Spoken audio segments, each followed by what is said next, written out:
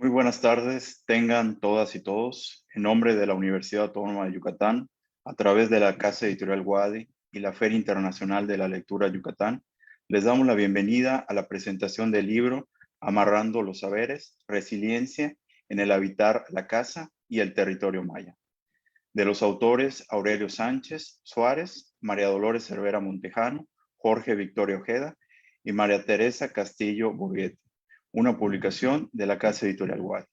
Agradecemos a quienes nos están sintonizando a través de Radio Universidad y la página de Facebook de la FILEI, lugar donde los invitamos a dejar sus comentarios y preguntas para compartírselas a los presentadores que hoy nos acompañan. Soy Marvin Williams, de la editorial de la universidad, y les doy la bienvenida a dos de los coautores de esta obra, Aurelio Sánchez Suárez y María Dolores Cervera Montejano, al igual que a los presentadores que también están con nosotros, Silvia Terán Contreras y Fidencio Briceño Chel. Bienvenidas y bienvenidos. Es un gusto contar con ustedes en esta presentación en el marco de los eventos de la FILEI después de la FILEI. Amarrando los Saberes, el libro que estamos presentando el día de hoy, en palabras de sus autores, es una obra que plasma la identidad del pueblo maya a través de años de convivencia, de integración y de acompañamiento en algunos momentos, ya que meditar, hablar, consensar, juntar palabras y pensamientos son acciones necesarias para entender al pueblo maya y a muchos otros pueblos originarios.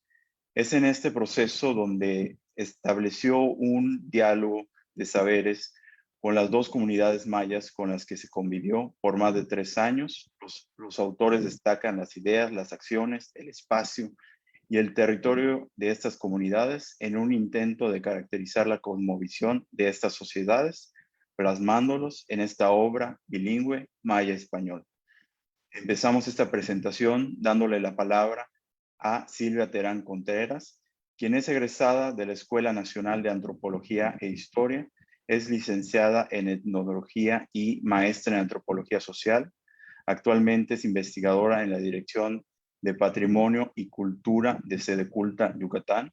Se especializa en la cultura maya yucateca con énfasis en la milpa, los rituales, la artesanía, el bordado, la cultura, y ha sido promotora cultural, en particular del bordado. Estas especialidades le han resultado en diversos reconocimientos nacionales y ha generado diversas publicaciones en torno a su área de investigación. Adelante, Silvia Terán. Pues muy buenas tardes, tengan todos ustedes. Y antes que nada, quiero agradecer la amable invitación a la presentación del interesante libro que vamos a ver ahora, Amarrando los Saberes, Resiliencia en el Habitar la Casa y el Territorio Maya, de Aurelio Sánchez Suárez, Jorge Victoria Ojeda, María Dolores Cervera Montejano y María Teresa Castillo Burguete, que fue editado por la Universidad Autónoma de Yucatán en abril de este año. Y quiero comentar, antes de empezar, que en 2017 fui invitada para presentar el libro La Casa de los Mayas de la Península de Yucatán, Historias de la Mayaná, editado por Aurelio Sánchez Suárez y Alejandra García Quintanilla, que también fue editado por la UAD y por Plaza y Valdés, editores, en 2014. Y veo que, sobre todo Aurelio Sánchez, no ha quitado el dedo del renglón en cuanto a seguir profundizando en el saber constructivo de los mayas, que ha sido un tema por él tratado desde mucho tiempo atrás, pues veo que su primera publicación al respecto se remonta a 2006.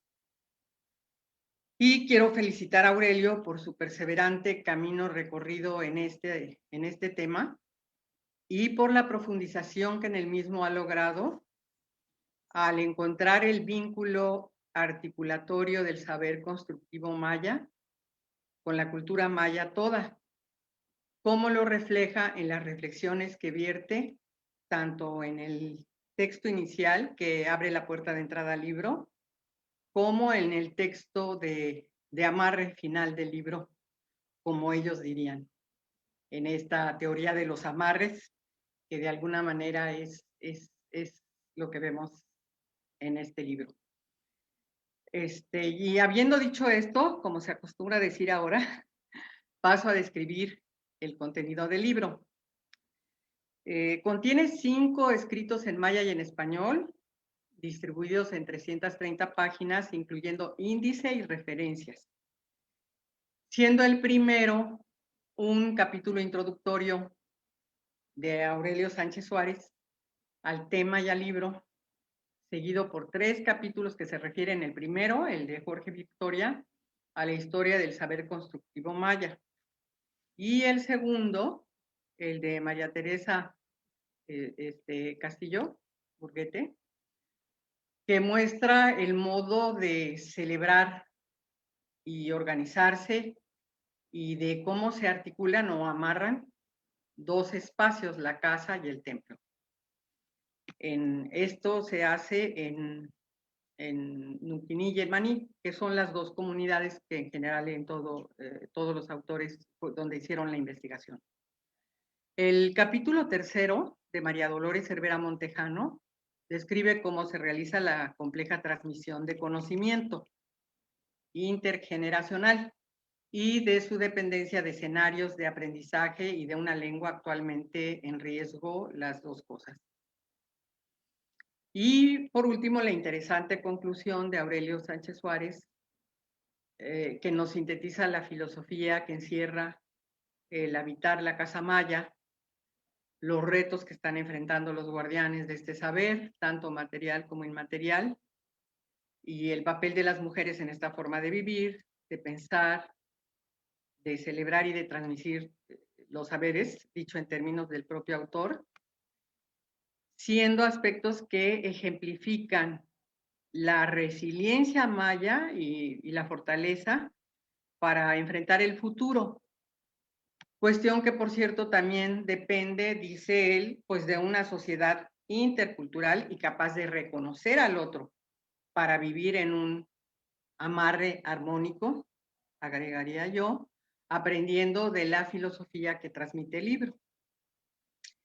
Entonces, el primer escrito, que es el de Aurelio Sánchez Suárez, que termina presentando los 4 artículos que ya mencioné, inicia contextuando el libro y nos dice que es el resultado de un diálogo de saberes establecido por más de 3 años en 2 comunidades, en Nuquini y en Maní. Y en él nos presenta reflexiones sobre cómo el tejer y amarrar trascienden el ámbito de la casa y de la artesanía y se reflejan en otros ámbitos y eventos de la existencia maya.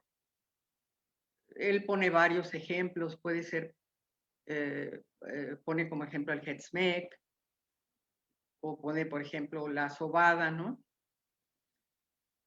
El amarre primigenio, dice él, es el que encontramos nosotros presente en Cuello Belice, que es digamos, ahí es donde se encontraron los primeros vestigios de casas mayas, los más antiguos, en el preclásico medio hacia 1200 antes de Cristo. Y entonces ese amarre primigenio que se encuentra en esas casas lo encontramos hasta hoy. Luego nos habla de la trayectoria de reconocimiento de la casa maya, comenzando con los arqueólogos, el estudio de Huauchope, muy famoso, muy conocido, ¿no? Que casi es de los primeros que se hicieron sobre la casa maya, y el surgimiento del concepto vernáculo, los estudios transdisciplinarios, el avance en el diálogo con los maestros constructores, los estudios sobre la cosmovisión, los materiales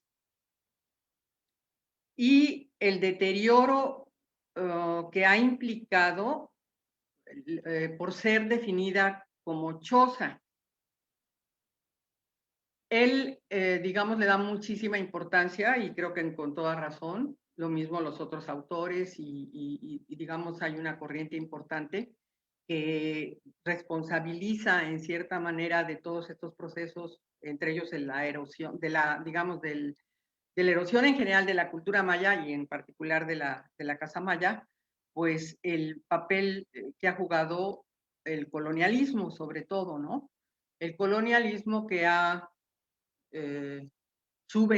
digamos, que ha despreciado las manifestaciones culturales, pues, de todos los pueblos originarios y entre ellos los pueblos mayas, ¿no?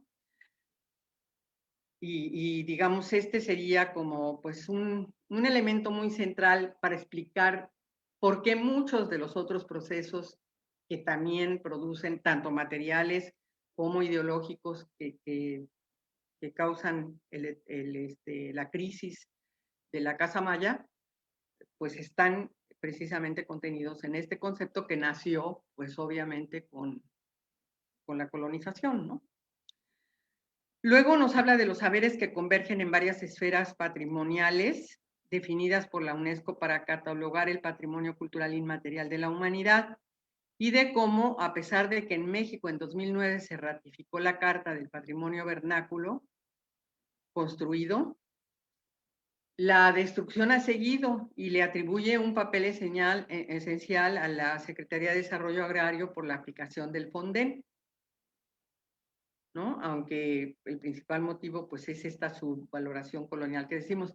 Ahora, esto del Fonden, yo quería nada más comentar que en realidad, por ejemplo, si nosotros vemos los censos de 1970, el censo de 1970, todavía, bueno, que cubre la década de los 70, vamos a ver que todavía el 63% de las habitaciones eran habitaciones mayas, o sea, de las habitaciones que se captan en el censo. Entonces es muy interesante porque en los 70 todavía la casa maya era predominante y empezó a destruirse en los 80, que es cuando empezó a impulsarse pues todo la construcción de vivienda urbana, ¿no? A través, por ejemplo, de las casas de interés social, se consolidó un mercado inmobiliario muy importante en los 80 y allí hubo un bajón, entonces, en esa siguiente década, al 37% ya el total de las viviendas registradas eran ya mayas. O sea, que hubo una baja importantísima en esa década. Y justamente en esa década es también cuando la milpa empieza a entrar en crisis debido a la expansión de la ganadería. Entonces, digamos, yo siento que milpa y casa maya, igual que otros aspectos de la cultura maya, pues van muy de la mano y siguen un destino semejante, ¿no? Bueno, entonces, después nos habla en ese mismo artículo, en esa misma entrada, capítulo, Aurelio, de pues las nuevas amenazas, por ejemplo, que están surgiendo, primero que hubo con los megaproyectos eólicos, que en cierta manera como que se han detenido, pero ahorita está lo del Tren Maya, que también representa de alguna manera otra amenaza para todo esto, ¿no? Y lo menciona entre las amenazas más importantes que se presentan en la actualidad, ¿no? Y el libro, plantea él, es como un granito de arena para entender uno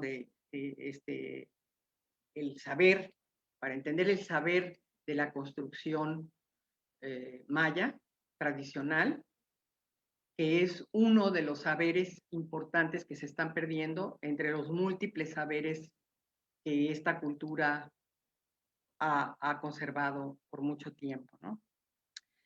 Ahora, el capítulo histórico, el de Jorge Victoria, sobre el uso de los saberes constructivos mayas,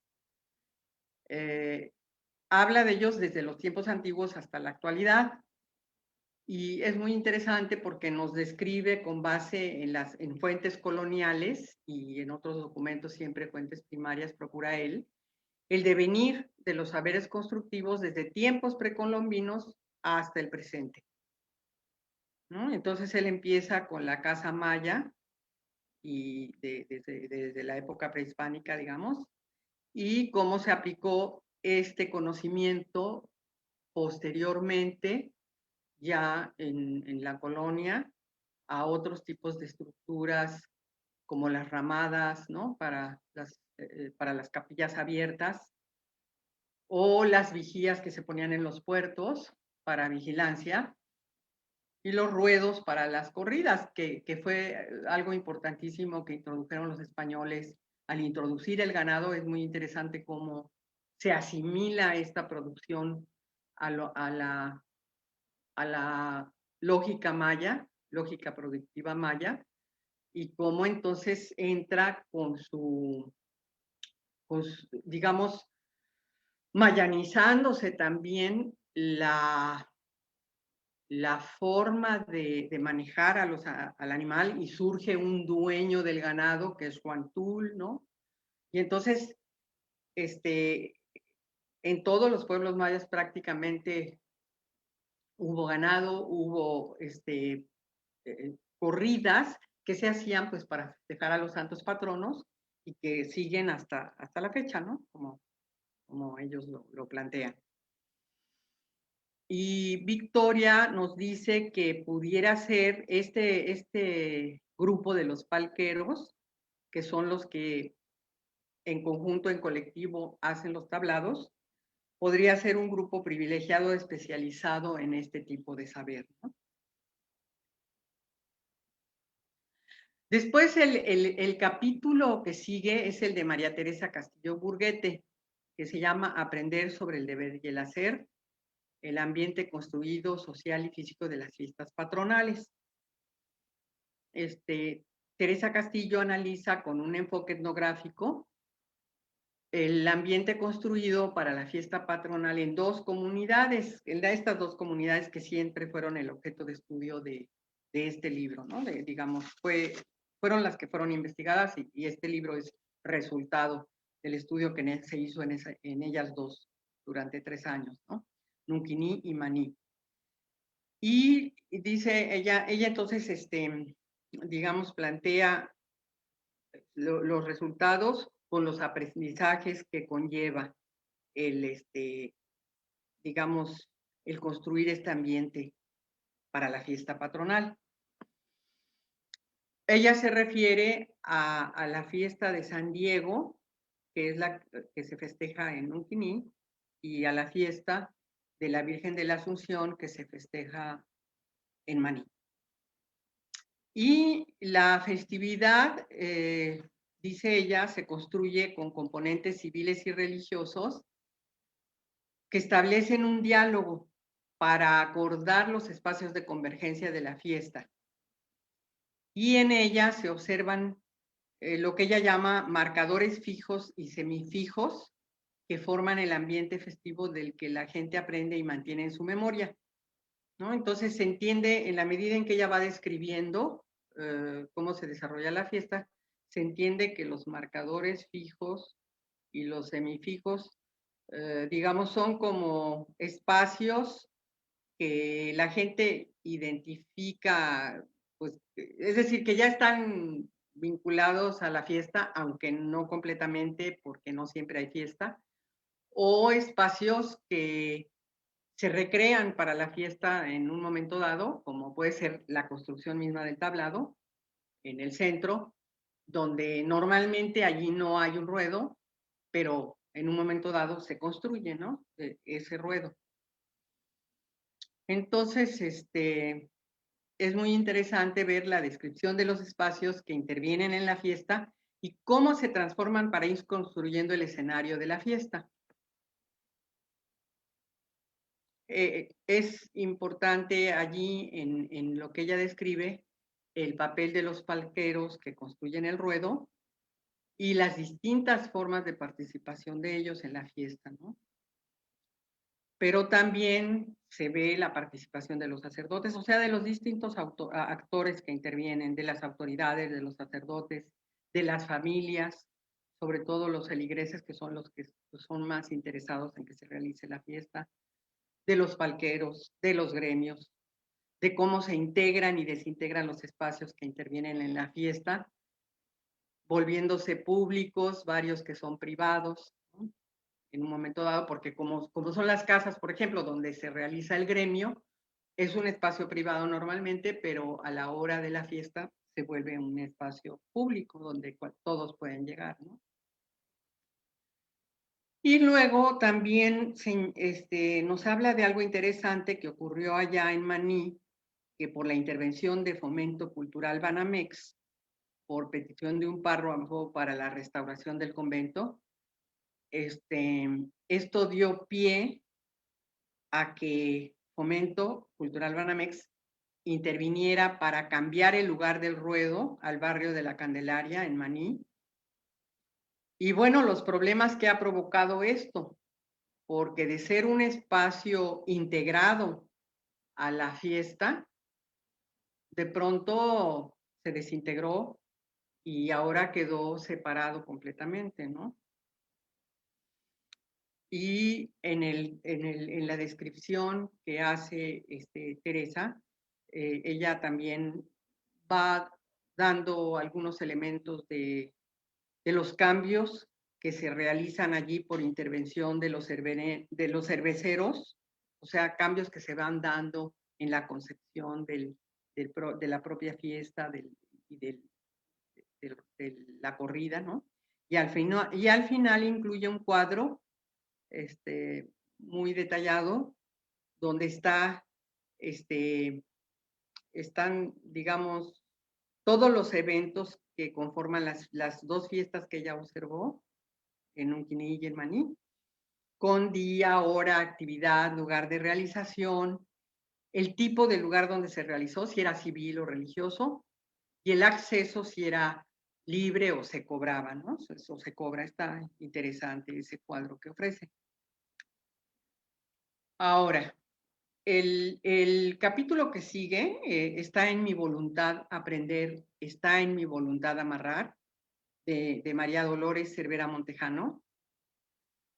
Sintetiza en el título los ingredientes principales que constituyen la base del aprendizaje de los palqueros que construyen los tablados. Es muy interesante, ¿no? Porque, o sea,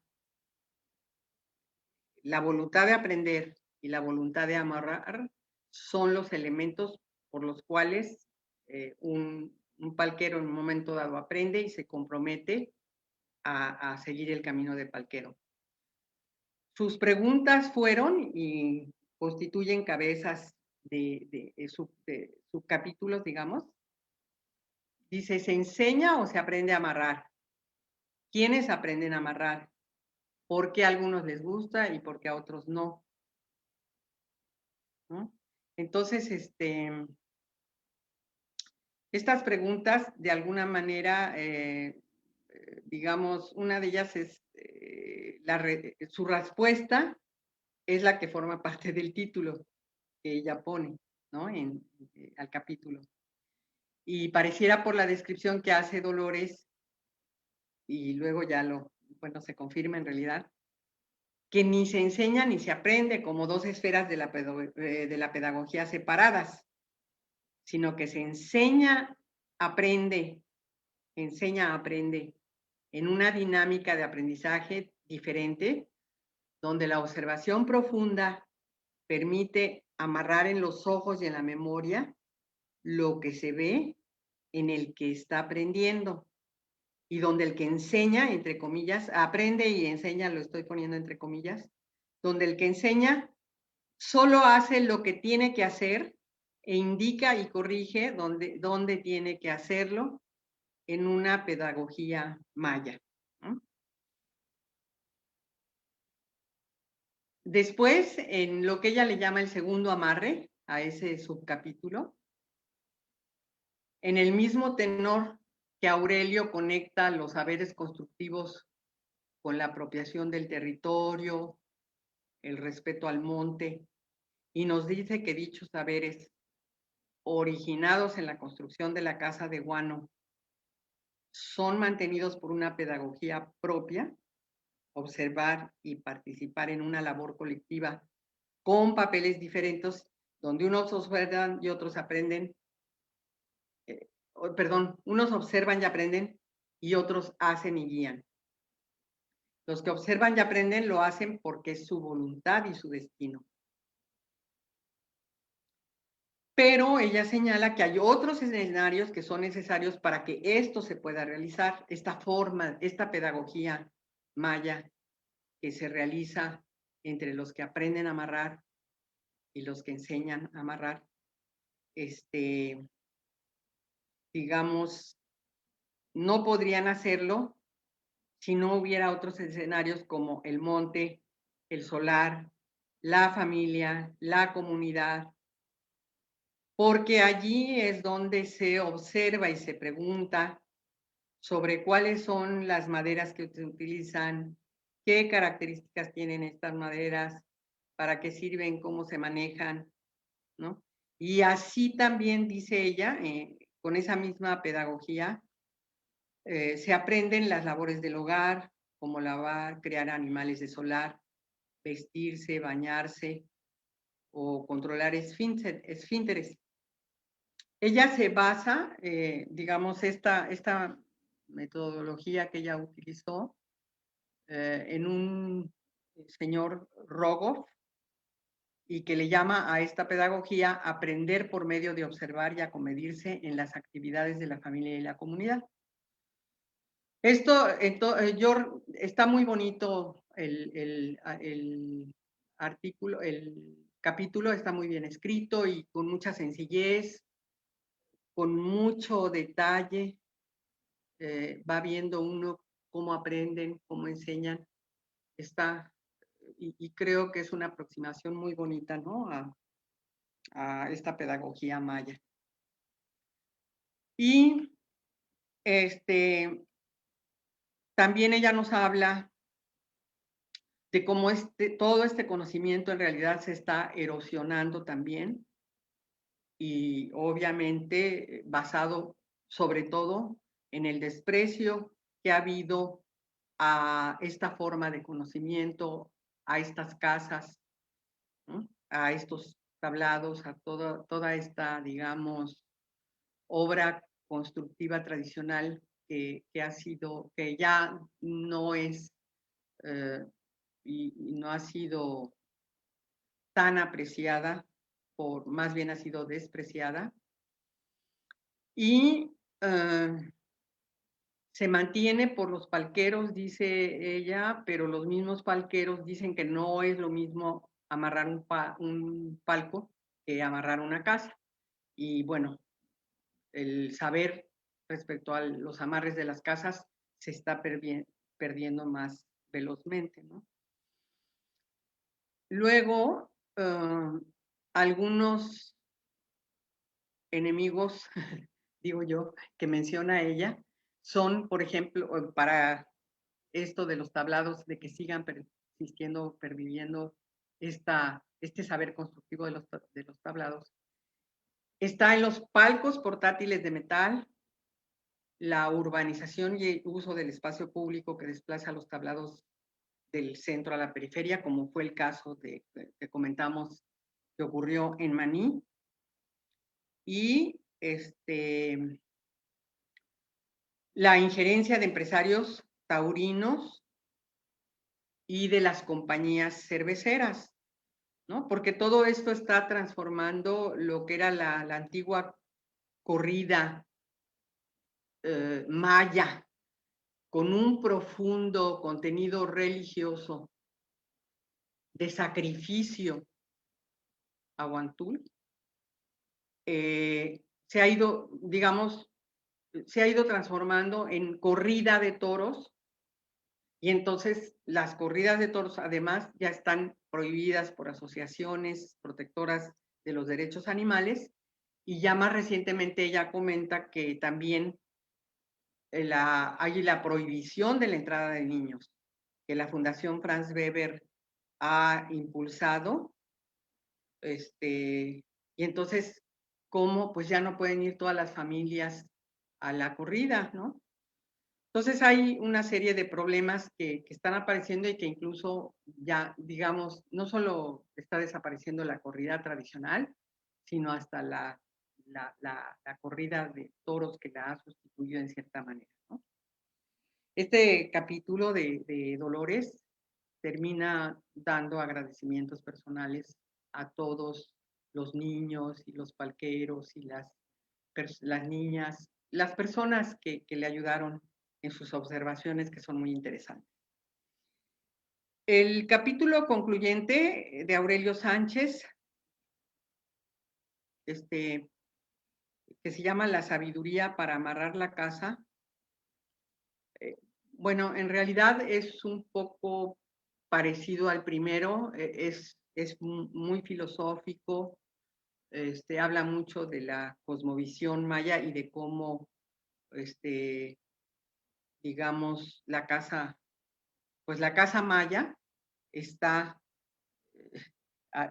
digamos, asociada, perdón,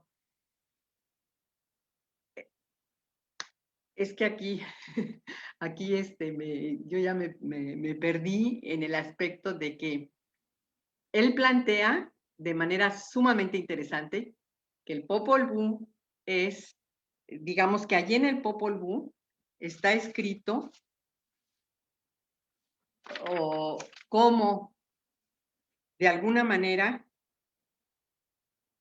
la misma lógica que se ve de la creación del mundo es la que se expresa en la creación de la casa maya. Esto es muy interesante porque en mi caso yo he venido planteando eso para la milpa igual todo el tiempo, que veo en la primerita frase del Popol Vuh, digo, es que así se abre una milpa en el monte. En ese caos que es la selva, se pone orden a través de las coordenadas que se marcan cuando se define cuál va a ser el lugar donde se va a hacer una milpa y se empieza a brechear y todo, ¿no? Y se marca el centro y se marcan los 4 puntos cardinales. Entonces se me hizo tan interesante que efectivamente, digamos, que así como se hace el marcaje para la casa maya, también se hace para la milpa. Y en realidad, así lo dice también Aurelio, y lo proyecta a todos los espacios, de manera que ese cosmograma forma parte de la cosmovisión maya y se proyecta a todos los espacios de vida de alguna manera, al solar, se refleja, ¿no? En todos los espacios de vida de los mayas. Y luego, digamos, esa es una parte de la teoría del cosmograma asociada a la casa maya y a los otros espacios. Pero está otra parte de la teoría que es la teoría de los amarres. Y esta es muy interesante también porque allí él plantea que, digamos, así como se dan los amarres en la casa, pues también se dan en la sociedad, que es lo que planteaba al principio en el capítulo introductorio, ¿no? O sea, por ejemplo, el Hetzmek es un amarre entre los padrinos y los, ¿cómo se llama? Y los padres, los papás de los niños a los cuales se les hace Hetzmek. Bueno, esto lo plantea Dolores y lo retoma Aurelio y dice, es lo mismo, es un amarre. Entonces él dice, estos amarres se van reflejando en un montón de eventos mayas, ¿no? Y es muy interesante toda esta teoría del cosmograma, de los amarres, que él la proyecta y da muchos ejemplos y muy interesantes. Y vale la pena leerlo y verlo. Yo lo tengo que estudiar más para captarlo mejor, porque está muy interesante. Y en ese cierre, obviamente, también habla de todos los retos, como dijimos antes, y de los problemas que están enfrentando los mayas para poder conservar sus casas. Ha habido mucha resiliencia, es decir, está como los dos procesos, ¿no? El proceso de destrucción de todos los escenarios que favorecen que haya casa maya, por la migración laboral, por el turismo, por la desforestación, por el avance de la ganadería y de la agricultura industrial, por el cambio de dieta, por la escolarización. Es decir, prácticamente todos los procesos que se desataron a partir de 1980 hasta la fecha son procesos que destruyen ¿no? la cultura maya y entre ellas la casa, la milpa. Y bueno, Aurelio dice, pero también ha habido resiliencia, ¿no? Y esa resiliencia puede ser como una esperanza de fortaleza para la conservación de esta, digamos, de esta cosmovisión y también de cómo se materializa en todos los saberes presentes en la construcción de la casa, en la milpa, que son un montón, ¿no? Toda la tecnología del policultivo, la tecnología, la biotecnología de las plantas, la tecnología de la rosa tumba y quema,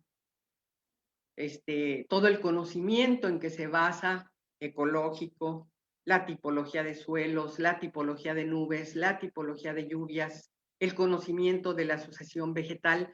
O sea, ha sido una de saberes que han producido los mayas tremendos que se están destruyendo, que se transmiten, así como Dolores nos señala en su capítulo, que se están más o menos recuperando, pero al mismo tiempo se están rompiendo como dicen, hay una brecha generacional y esto está haciendo que se pierdan los saberes y esperemos que la resiliencia pues sea más poderosa que esos procesos, ¿no? Y pues aquí termino porque ya me llevé, creo que no sé cuántos minutos, para dar paso a quien sigue. Y agradezco mucho el libro, es muy bonito. Yo todo esto de la teoría de los amarres y la teoría o sea, y todo esto de la cosmografía maya, me gusta muchísimo porque siento que son elementos que permiten articular un montón de aspectos de la cultura maya, ¿no? Y que son aspectos que han estado desarrollando Aurelio y pues las personas que han trabajado con él. Muchas gracias.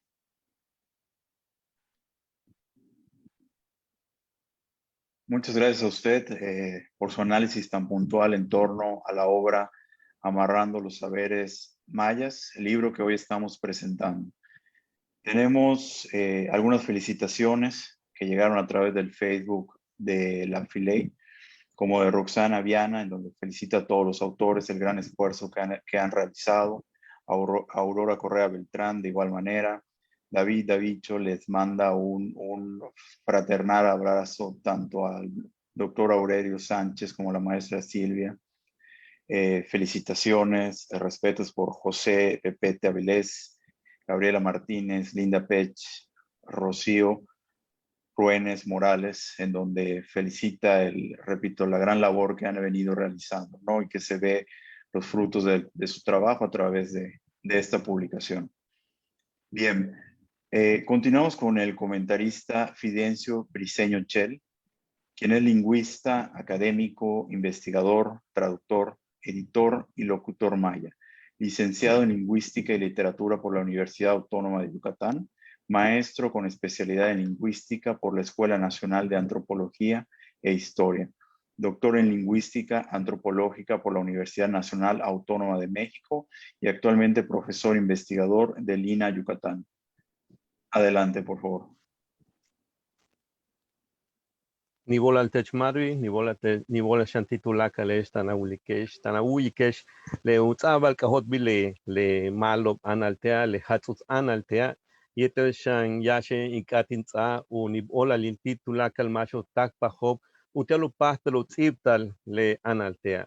Ti cansa Aurelio Sánchez, cansa María Dolores Cervera, cansa María Teresa Castillo, yetel cansa Jorge Victoria, Bechané, Quintzay Unip Olalil, ti Shkansa María Dolores Cervera Montejano, Tiola Uchik U, Katikten Katak Paken, Tile, Chan Sigbalgela, Beituno, Nibola Titula Kaleshan. Bueno, pues muchas gracias, Marvin. Antes que nada, mi agradecimiento a los autores, colegas y compañeros, Aurelio Sánchez, María Dolores Cervera, María Teresa Castillo y Jorge Victoria, por la invitación a participar en esta presentación. En particular, doy gracias a la doctora María Dolores Cervera Montejano, Lola, con quien he tenido la fortuna de platicar de varios de los temas, de los aspectos que aquí se han presentado. Igualmente quiero dar las gracias a la FILEI por mantener estos espacios de conocimiento, enriquecimiento, difusión de la ciencia, los saberes y los aportes recientes en nuestra región, así como al público que nos acompaña, que nos sigue y por el interés en estos trabajos que muestran los importantes hallazgos de nuestros colegas y amigos. Y bueno, ya amarrándome en el tema, amarrando el tema, como dirían los autores, pues creo que la maestra Silvia ha dado una excelente presentación de cada una de las partes del libro. Ya lo ha hecho Tzik, como diríamos aquí en estas tierras, y ha ido deshebrando, ¿no? Cada uno de los temas que componen este libro. Un libro que me parece sumamente importante y para empezar, pues el mismo título me parece ilustrativo de la obra, por lo que iniciaré unos amarres para empezar a centrar el tema. Amarrar en nuestra región, en nuestro español, en estas lajas, implica no tanto atar, como ya lo han podido escuchar en los términos que lo ha definido la maestra Silvia, siguiendo la descripción que hacen los autores, sino más bien para nosotros tiene el sentido de asegurar la realización de algo que conlleva, como lo hemos podido también escuchar, acuerdo, certeza y de algún modo compromiso. Es a su vez un término altamente simbólico en nuestros discursos y en la narrativa local por las relaciones sociales, comunitarias, colectivas, incluso parentales, que desenlaza a través del diálogo, el sigval, el intercambio de saberes y por ese medio la fijación del conocimiento como un activo y como capital comunitario, ¿no? Por otro lado, el término maya ash, amarrar o amarre, encierra en su sentido pues gran parte de la etnosemántica que lo constituye, por lo que su contexto de uso no solo se da en la fijación de la casa, que tantas veces ha aludido Aurelio en sus múltiples trabajos, como lo ha dicho también Silvia, sino también en el aseguramiento del palco, el tablado, mostrado también en la parte que corresponde a María Dolores en su visión sobre el tablado maya. Espacios que se rigen bajo la lógica del pensamiento maya que toma en cuenta la cosmopercepción propia que vincula el centro con el resto de las esquinas del cielo, las esquinas de la tierra y las esquinas del inframundo, para crear el axis mundi que da lógica y sentido a estos amarres y los alinea con el mundo todo. Hay que decir entonces que este libro, como ya lo han escuchado, no solamente habla de la construcción de la casa maya, es en sí un dechado de imágenes discursivas recolectadas por los y las autoras que retoman y emplean los saberes y las experiencias de un pueblo para la construcción y constitución de sus bases lógicas en su relación con el Yocolcap, con el universo, el Kaj, el pueblo, el Winikil, la persona, en sus varias y múltiples facetas que ya han sido mencionadas también por Silvia y que no voy a retomar. El uso de los saberes constructivos mayas de los tiempos antiguos a la actualidad, que señala Jorge Victoria, dan cuenta del devenir a través de los siglos.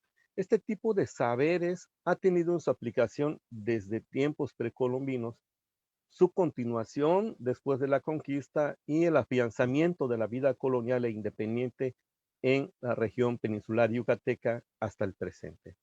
Por otro lado, y cito, estos conocimientos reflejados en la estructura de la milenaria casa de ese pueblo originario y en otros espacios construidos representan el ejemplo de un antiquísimo éxito biocultural que hasta la fecha ha sobrevivido, acaso también por su íntima relación con sus creadores, puesto que en el pensamiento maya la casa ha sido durante toda su existencia un sujeto vivo que se interrelaciona con los moradores. Fin de cita. Nos detenemos un poco para comentar la importancia del término maya para la casa, para nombrar la casa. Naj, que si bien ha sido algunas veces, digamos, aparejado con na para permitir el juego simbólico de la casa como madre protectora, hay que decir que los términos tienen distintas raíces. Por otro lado, tenemos una segunda opción, que sería otoch, que también nos da mucha tela de dónde cortar por su antecedente como término para nombrar el caracol, otot u utut en las lenguas cholanas, por lo que metafóricamente alude a la casa como protectora nuevamente.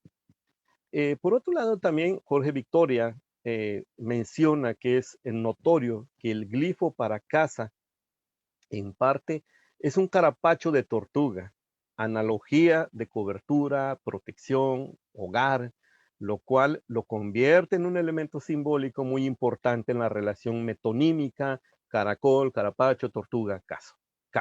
Como quiera que sea, como quiera que se vea, la casa en sí, para nosotros los mayas, constituye uno de los elementos más importantes como protección nuestra. Sin embargo, aquí los autores hacen referencia a un tipo de casa muy particular, nuestra Shanilna, traducida literalmente como casa de paja, y coincido con Silvia y con los autores que no me parece lo más acertado para denominar a nuestra casa, así como el término choza, por toda la discriminación y formas despectivas con las que a veces se le nombra y se liga con la pobreza, lo rural, la marginación y toda la estigmatización con la que se le ha mirado. Por lo que me parece muy importante restituirle el valor que tiene como nuestra casa maya, y creo que para empezar con ello, este libro será de mucha utilidad. En este amarre de saberes, vale la pena recalcar que nuestra casa adquiere su distintivo desde su elaboración.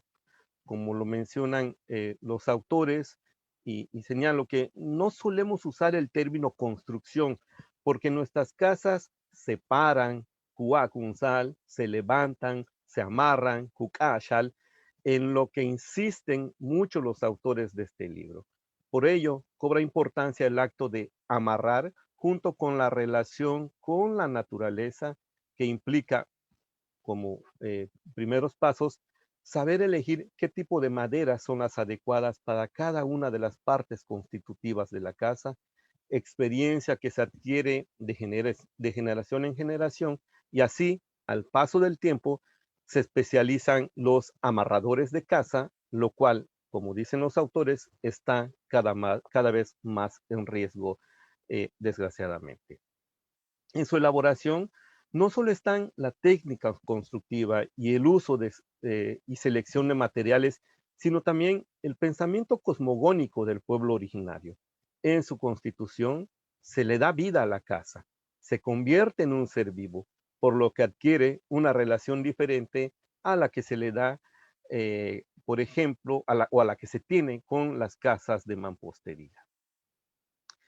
Este etnoconocimiento se traslada obviamente a todos sus espacios y a seres constructivos de la mayoría de las comunidades mayas. Por ejemplo, en el amarre del caché o palco para la corrida de toros, que forma parte importante del Chanilcaj, la fiesta del pueblo, y su dedicación a los santos patronos, las vírgenes, que sin duda desde el pensamiento maya también están vivos, por lo que, como mencionan los autores, tienen sus propias fiestas de cumpleaños, su Inucabá, su Noquinil, su Manquinal, pues de cualquier forma hay que tener contentas y tranquilas a las deidades religiosas, con quienes, por supuesto, se tiene otro tipo de amarres, compromisos y formas de respeto que permiten la sana convivencia, la protección y pervivencia de este entramado de conocimiento, comportamiento y sabiduría mayas. Por eso me parece muy importante esta relación y este paso de la casa al ruedo, las fiestas, los santos patronos y la importancia de ellos en el mantenimiento cultural de estos elementos importantes. Por esto resulta también destacable saber cómo es el camino o la vida del palquero, cómo aprenden a amarrar, qué los impulsa a ello, ya sea la voluntad o el destino camino. Me parece excelente esta metáfora del bel, que los lleva al compromiso de mantener viva la tradición, una tradición que a pesar de los amarres empieza a escaparse de sus manos. Desgraciadamente, una verdad que los autores dan cuenta es la pérdida de la sabiduría para amarrar la casa. Y en las distintas comunidades en las que ellos trabajaron, se ve cómo esto, junto con la costumbre de amarrar el palco, empieza a cambiar. Los tiempos cambian y la gente sabia se hace mayor, mientras que los jóvenes muestran poco interés en dar seguimiento a este conocimiento comunitario, que ha ido reduciéndose a algunas familias que finalmente hay que verlas como las pocas especialistas que se mantienen en la actualidad. Como lo dicen los entrevistados en sus narrativas, se empiezan a tomar otras pautas culturales, poniendo en riesgo las propias. La aculturación ha permeado en todos los espacios, incluyendo los espacios rituales de los cuales dan cuenta los autores. La vergüenza es otro elemento importante. El sentirse avergonzado de estos elementos culturales, catalogados como símbolos de pobreza, han logrado lo que en siglos ha intentado: borrar estas pautas culturales identitarias a través del colonialismo interno para la negación de sus raíces, sus costumbres y su mayanidad, con lo que se inicia el kesh o cambio en la identidad. Ante esta realidad, la imposición de la vergüenza hacia el espacio habitable por el colonialismo buscó la exclusión y discriminación hacia el pueblo maya. Sin embargo, como como se muestra en este libro, esta identidad no ha podido ser arrebatada en siglos al pueblo maya. Afortunadamente, hay visos de esperanza. Las nuevas generaciones que crecieron en una casa de paja, que habitaron en una comunidad con sus tradiciones bien fundamentadas y con ancestros y parientes seguros de su mayanidad, van respondiendo ante los ataques de la modernidad. Se reconfigura el espacio, pero no se pierden los saberes de quienes crecieron o crecimos en una casa de guano, por lo que el proceso de desaprender, de descolonizarse, puede darse y así retomar o revalorar la filosofía del habitar de los mayas como una propuesta para la siguiente generación. Así lo menciona Escobar y así lo señalan también los autores. Y por de pronto, este libro seguramente puede servir para repensar en los saberes ancestrales que se ponen en riesgo con estos sentimientos y acciones en contra. Bueno, creo que esto ya Silvia ha ampliado bastante, suficiente la explicación de cada capítulo. Voy a ir cerrando diciendo que, bueno, celebro que este libro se haya publicado de manera bilingüe. Por ello mismo, queda como un referente del quehacer antropológico en nuestra región. Reconozco el trabajo de los traductores Sari Lorena Jau Ucan, Lore, y César Cancanul, mejor conocido en el medio como Chanhuacash, pues no es fácil abocarse a estas tareas. Mi reconocimiento a estos dos compañeros hermanos mayas.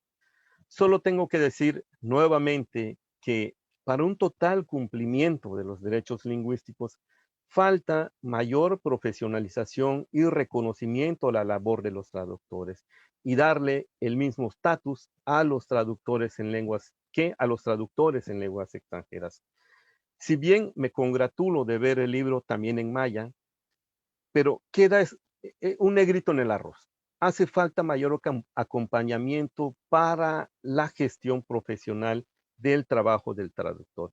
Y me refiero, por ejemplo, a la corrección de estilo, la revisión, la estandarización de terminología especializada como la que se usa en este libro, que deben de hacer los editores como se hace en las otras lenguas. Y esto no le toca al traductor, le toca a los editores, pero hace falta editoras y editores preparados para ello.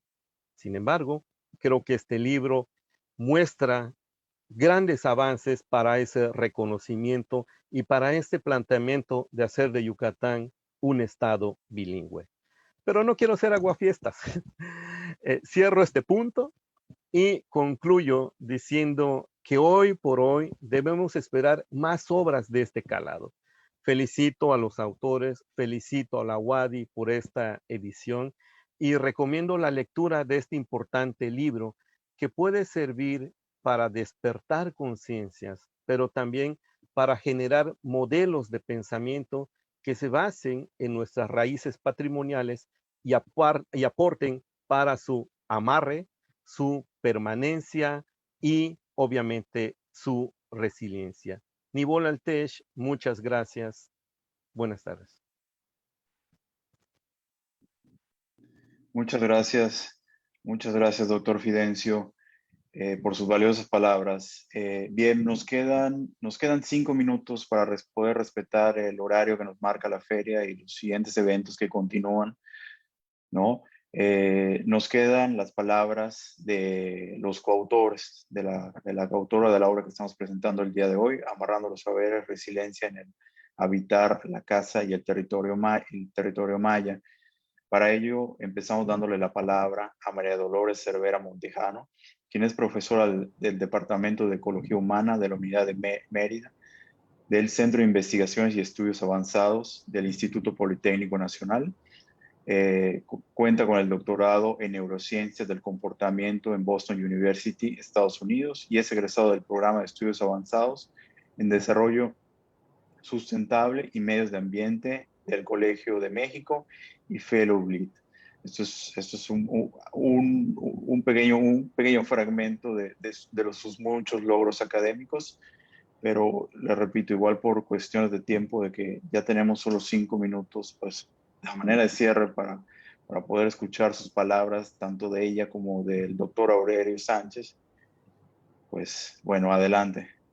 Gracias. Quiero ser nada más breve, no tengo realmente nada que agregar a los excelentes comentarios, a la revisión, a las lecturas que hicieron Fidencio y Silvia. Solamente quisiera señalar que en realidad el libro es como un amarre también, ¿no? Es el amarre de un trabajo colectivo, de un equipo muy grande, conformado por personal de Sinvestab y por personal de la Unidad de Ciencias Sociales de la UADY, ¿no? Como siempre, agradezco públicamente a Aurelio por habernos invitado a participar en el proyecto, y fue un amarre por la convivencia diaria entre nosotros, sin pleitos, sin arrebatarnos el baño en trabajo de campo, por todo la convivencia con los palqueros, con sus familias, por estar sentados ahí nerviosísimos, viendo las corridas de toros, participando en el amarre del tablado, por todo lo que compartimos. Creo que este es un amarre que señala, por un lado, ese amarre de ese periodo, se amarra y se acaba esto,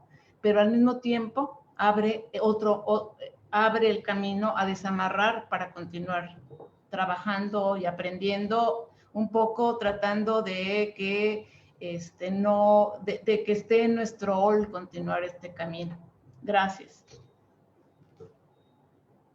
No, gracias a usted por su excelente intervención y también por la invitación a leer esta publicación, ¿no?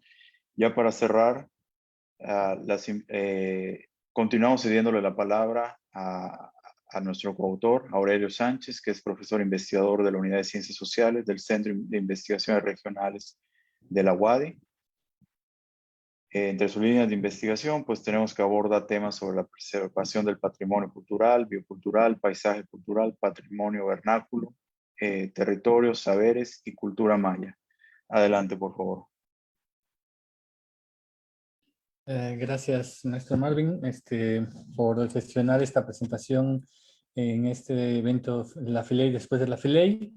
Gracias a Silvia, a Fidencio, por haber aceptado comentar este libro. Mi participación solamente se va a también agradecer a quien no se ve aquí, pero que institucionalmente fue quien hizo realidad todo este proyecto, que fue lo que es el CONACYT. El proyecto se llamó Conocimiento Constructivo Maya, estudio de los saberes vinculados a la arquitectura vernácula en 2 localidades mayas, que sometí a ciencia básica, convocatoria de ciencia básica, y fue aceptado y financiado para poder desarrollar un trabajo de campo, como ya mencionó Lola, muy intenso, porque creo que solamente así es como se puede llegar a poder hacer esta marca que todos hemos hablado, ¿no? O sea, no es llegar a un saqueo intelectual, nada más dime lo que sabes y ahí me voy y publico y listo, ¿no?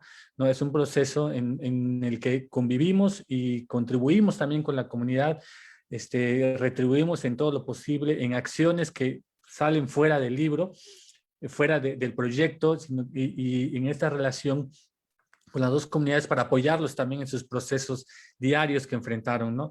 Entonces, eso deja también una gran enseñanza que no se ve en el libro, que no se puede leer, pero que está ahí inmerso en cada palabra que nosotros vamos dando, los agradecimientos que tenemos para las comunidades. Somos solamente el medio por el cual estamos haciendo esta traducción hacia lo académico, ¿no? De lo que se da esto. Y también produjimos dos documentales que hablan sobre estos temas, sobre el tema de la casa, sobre el tema de los tablados, que ya se han presentado también en otras ocasiones, y que ahí vemos ya mucho más latente la voz de quienes nos compartieron sus conocimientos para poderlos expresar a través de este proyecto. Pues, muchas gracias a Lola por haber aceptado este reto, de una etapa más de ir profundizando, como dice Silvia, en donde pues son proyectos transdisciplinarios y es necesario encontrar a los especialistas de las otras disciplinas que puedan dialogar contigo y construir en conjunto, ¿no? No es cada quien trabajó por su lado, todos fuimos madurando cada capítulo en sí, luego, aunque sí los escribimos luego individual, pero lo fuimos madurando en el SIGVAL, ¿no? En ir platicando entre nosotros, entre el pueblo, todo eso. Ese es el producto que traemos, y en esta primera presentación pues, están recién salidos. Muchas gracias, maestro Marvin. No, al contrario, gracias a usted por la invitación. Ha sido excelente estar aquí, ¿no? Muy agradable escuchar los comentarios de todos, ¿no? Pues bueno, cerramos con la invitación a leer este libro, Amarrando los Saberes, el cual lo podrán adquirir a partir del 9 de agosto en Librería Wadi, a través de su portal web, que es www.libreria.wadi.mx, ¿no? Aquí tenemos el libro, o simplemente poniendo en cualquier buscador Librería Wadi, ¿no? Agradezco a los presentadores, a los coautores, al equipo de Filey quienes hicieron posible la transmisión de esta presentación, así como a todos los que sintonizaron a través de Facebook de la Filey, ¿verdad? Ya por último, los invitamos a todo el público a la presentación del poemario Pluvia de Raúl Renan, que la tendremos a las 7 de la noche el día de hoy en esta misma página de Facebook de la Filey, ¿no?